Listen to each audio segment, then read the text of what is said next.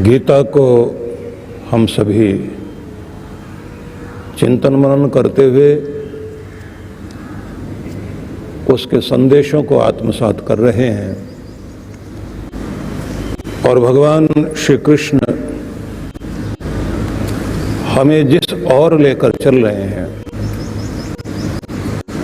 वह हमारे जीवन के लिए महान संदेश हैं।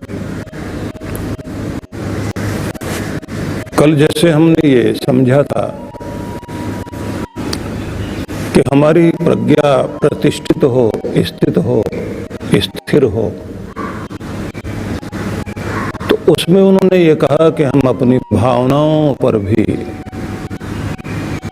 इस तरह से नियंत्रण कर सकें, काबू पाएं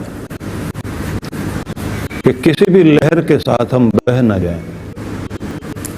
क्योंकि प्रत्येक मनुष्य के अंदर जो भावनाएं हैं उनका प्रभाव हमारे समस्त अंतःस्रावी ग्रंथियों पर पड़ता है जो इंडोक्राइन ग्लैंड्स हैं, और उन इंडोक्राइन ग्लैंड्स के द्वारा जो केमिकल, जो रसायन, जो स्राव शरीर में बहता है उसका प्रभाव इतना तेजी से होता है कि अगर कोई क्रोध वाली भावना आई तो शरीर के अंदर एक रासायनिक प्रभाव आएगा और पूरे शरीर के स्थिति, खून तेजी से दौड़ने लग जाएगा, आपका श्वास तेजी से चलने लगेगा, आपकी मुट्ठियां बंद हो जाएंगी, आप दांत पीसने लग जाएंगे। वो जितनी तेजी के साथ में स्राव बढ़ेगा, जितने स्तर से बढ़ेगा, उतना ही पूरे शरीर के अंदर परिवर्तन आना शुरू होता है।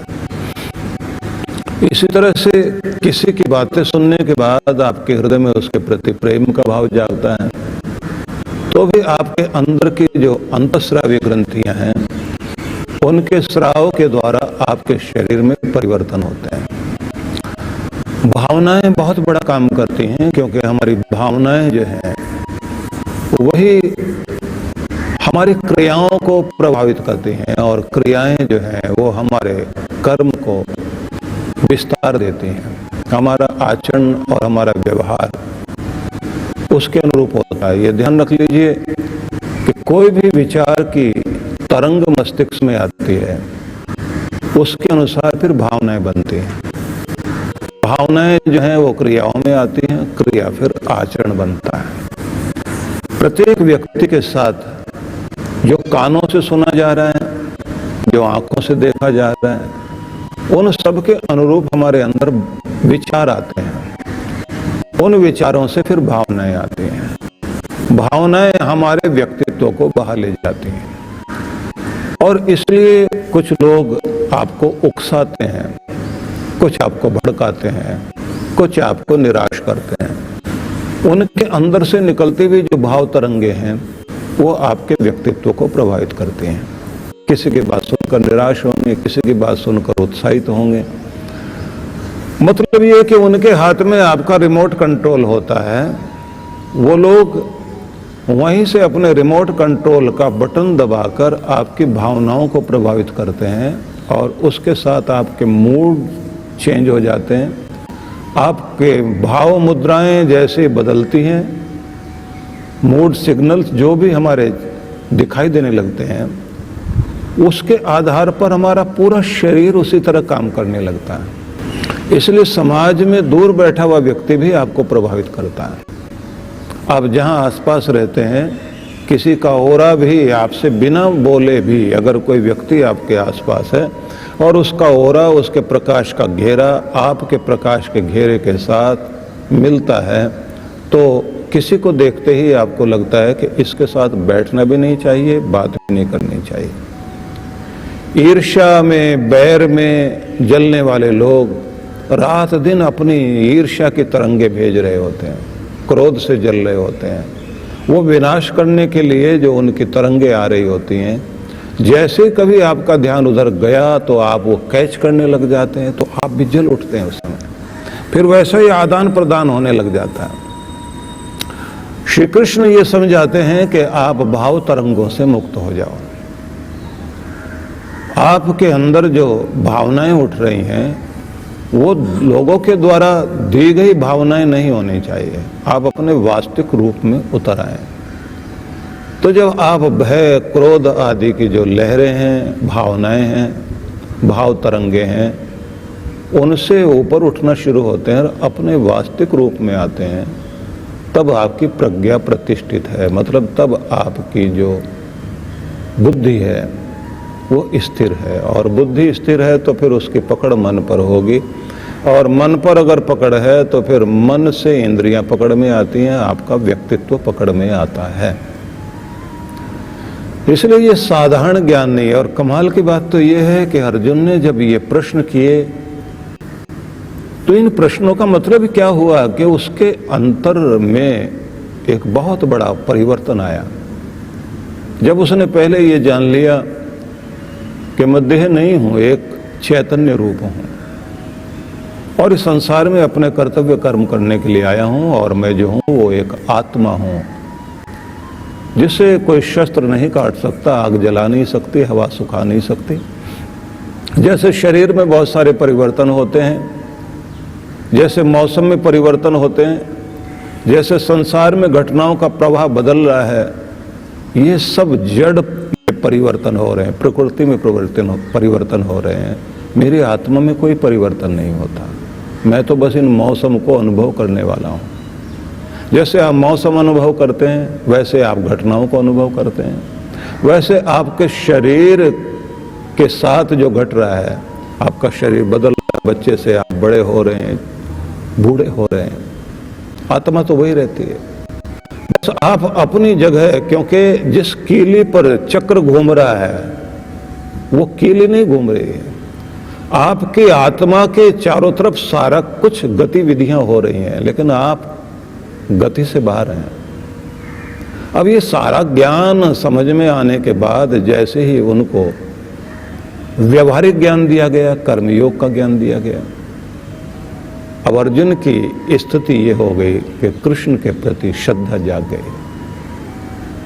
कृष्ण के प्रति प्रेम तो पहले था, आदर भी पहले से था, इसलिए तो उसने चुनाव कृष्ण का किया था, चुनाव कृष्ण का कर लिया, लेकिन अभी समर्पित नहीं हुआ था, अभी वो झुकने को तैयार नहीं था, पूरी तरह मानने को तैयार नहीं था। पहली बार ये कुछ हुआ है कि उसके जो प्रश्न हुए हैं वो बड़े अद्भुत प्रश्न हैं। हम लोग अपने साधना काल में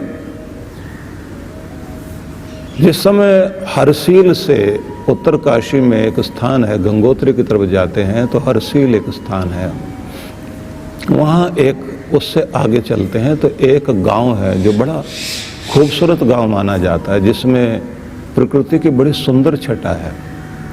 तो एक ऐसे व्यक्ति से मिलना हुआ जो बुद्धिस्ट व्यक्ति थे, एक साधु थे।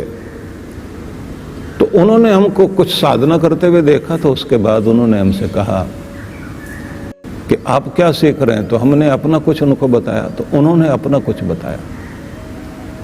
तो उसके बाद उन्होंने कहा कि देखिए, कुछ भी पढ़ लेंगे तो बात नहीं बनेगी, आपको एक काम करना चाहिए जो हमारी परंपरा में चलता है। तो मैंने उनसे पूछा कि आप कहाँ पर रहते हैं। बोले हम वैसे तो मकलोडगंज में, मकलोडगंज धर्मशाला में एक स्थान है, आप हिमाचल में जाएं तो धर्मशाला में एक स्थान है ऊपर मकलोडगंज। तो उन्होंने कहा कि मुझे मेरे एक आयु में बड़े थे, ज्ञान में बड़े थे, उन्होंने भी मुझे एक चीज सिखाई और वो मैं आपको बताता हूं। तो मैंने कहा बताइए। तो उन्होंने कहा एक बात ध्यान रखना, हमारी परंपरा में ऐसा चलता है कि जिस गुरु को आप मानते हैं तो आपको उसकी दिशा पर जरूर ध्यान रखना कि वो किस दिशा में। आप जहां भी जा रहे हैं आपका ध्यान, जैसे बच्चे का ध्यान अपनी मां पर रहता है, मां का ध्यान अपने बच्चे पर रहता है। जैसे सूरज की परिक्रमा करता हुआ चंद्रमा और तारामंडल, ये जैसे देखते हैं कि सूरज के चारों तरफ पृथ्वी घूम रही है और पृथ्वी के चारों तरफ जो है चंद्रमा घूम रहा है। और ये सारा तारामंडल जो है इसी तरह से परिक्रमा में है। उन्होंने कहा कि हम लोग पहले तो एक बात मानते हैं कि अपने गुरु के प्रति पहले उसकी दिशा समझें कि वो किस तरफ है। बोले हमारी शुरुआत में कम से कम 500 बार हमको प्रणाम करना होता था गुरु की तरफ। गुरु है, सामने दिखाई नहीं दे रहा, लेकिन जिस दिशा में है उस दिशा में उनको प्रणाम करते थे। तो मैंने कहा वो प्रणाम गुरु तक पहुंचते थे? बोले वहां तो भाव तरंगे पहुंचती है, लेकिन जो कुछ परिवर्तन होता है वो अपने अंदर होता है। तो बोले आप भी जिनसे सीख रहे हैं, जिनसे समझ रहे हैं, जब भी कुछ आनंद की लहर चेहरे पर आए, शांत हो तब भी, आनंद की लहर आए तब भी, कुछ अच्छा ग्रहण किया तब भी, आप उसी दिशा में दोनों हाथ हृदय पर रखकर सिर झुका देना उस तरफ जिधर आपके सदगुरु। क्योंकि सारे ही पत्ते जो है सूरज की तरफ मुंह किए हुए हैं, ऊर्जा ले रहे हैं।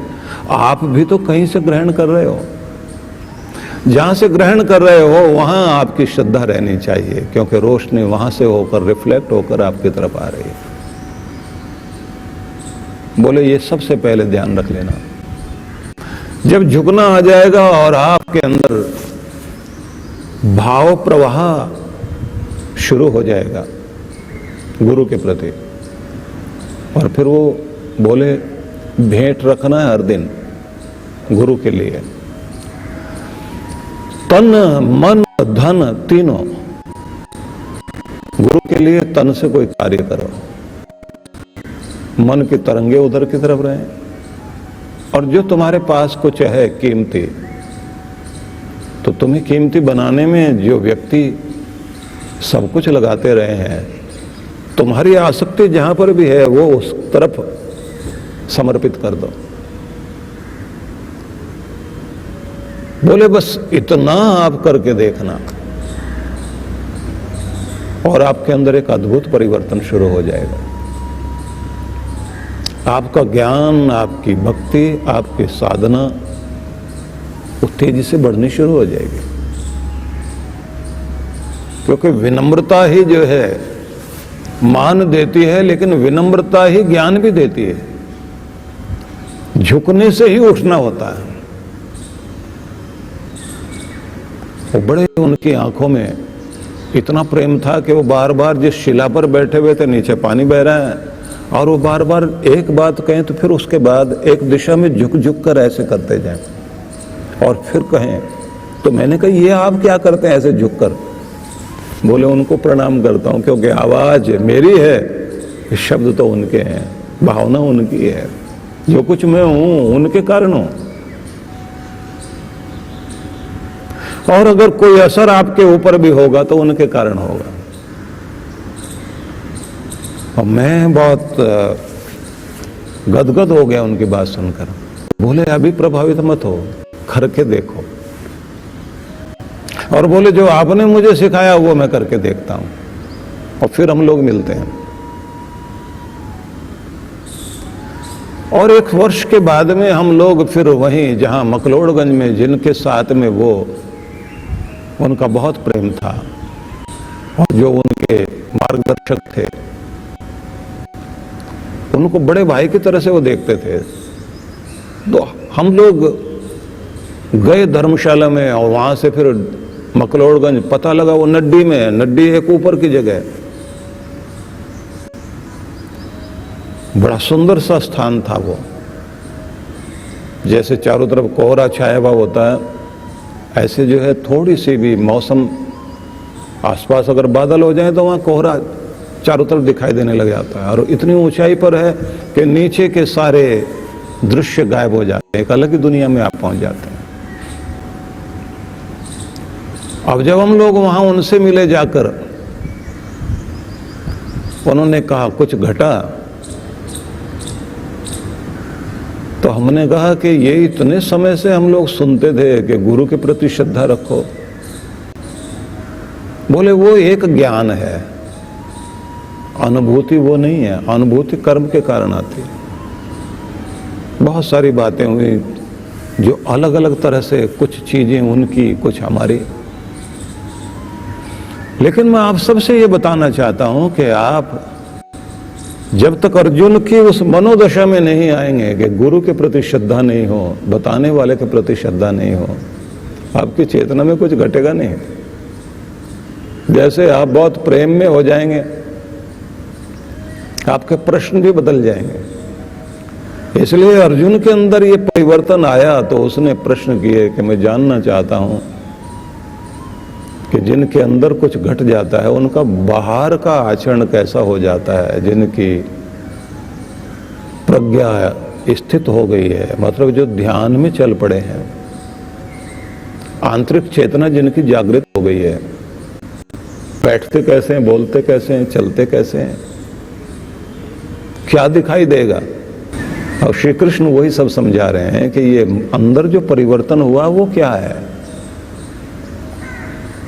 इच्छाओं पर राज कर रहा है, कोई लहरों पर चल रहा है, कोई भावनाओं की उताल तरंगों में। आप कभी जाएं, कुमारकम एक स्थान है केरला में, जब आप जाएं वहां समुद्र में आगे की तरफ जाइए तो 40-40 फुट ऊंची लहरें उठती हैं।